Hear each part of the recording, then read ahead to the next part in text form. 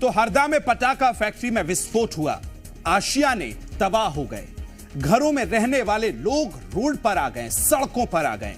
जीवन भर की कमाई से जो सपनों का आशियाना तैयार किया, वो क्षण भर में तिनके की तरह बिखर गया।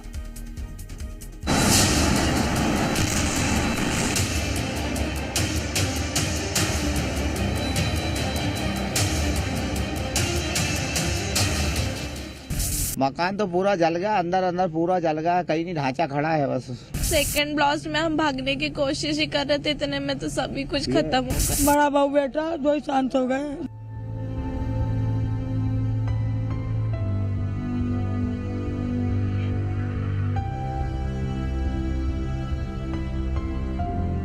हमारे मकान भी जल गए हैं, अब तो हम रोड पे ही बैठे हैं, हमारे पास कुछ नहीं बचा। किसको दोष दें, किसको जिम्मेदार ठहराएं, कौन देगा इन आंसुओं का हिसाब। अब बस एक ही सवाल, कहां जाएं? घर तो जल चुके हैं, ये सामने जो मलबे के ढेर पड़े हैं वो मेहनत और मजदूरी के दम पर बनाए गए आशियाने थे। पूरी जिंदगी की मेहनत से जो घर बनाया था वो एक झटके में राख में तब्दील हो गया। अब ना घर बचा, ना ही कोई जमा पूंजी। पूरी तरह तबाह हो गया। 30 लाख का मकान बना हुआ था, क्या करें वो मकान बना, उसको 25 साल से रहवास है हमारा यहाँ पे। बेटा बहू दोनों मेरे, ये 2 मेरे हैं, ये छोटे हैं दोनों। बड़ा बहू बेटा 2 ही शांत हो गए। 4 बच्चे, 1 छोरा 3 छोरी है। ये जो आज जमीन पर बैठी महिलाएं हैं, कल तक उनके पास भी घर था, लेकिन एक ब्लास्ट ने उनका सब कुछ छीन लिया। गोद में बच्चा है जो शायद अपनी माँ से पूछता होगा कि माँ हम अपने घर कब जाएंगे। क्या गरीबी इनकी सजा है जो शिकायत के बाद भी रिहायशी इलाकों में संचालित पटाखा फैक्ट्री पर कोई कार्रवाई नहीं की गई। अब इन महिलाओं का तो यही कहना है। बहुत बार शिकायत की थी भाई कि फटाखा वाला भैया है ना, पैसे भर देता था तो हमारी गरीब इंसान की कोई सुनवाई नहीं होती थी। बहुत हुए हादसे हुए पर इतने नहीं हुए थे, पर अब की चक्कर बहुत ज्यादा हुआ है। बहुत बार शिकायत भी करे, हमारी कोई सुनवाई नहीं। और भी फैक्ट्रियाँ चलती हैं हरदा में? इसके हरदा में एक यही फैक्ट्री थी बस। हमको बनवाओ हमारा घर वापस, और हमको इंसाफ चाहिए। हमको सामान हमारा जितना गया उतना वापस चाहिए हमको।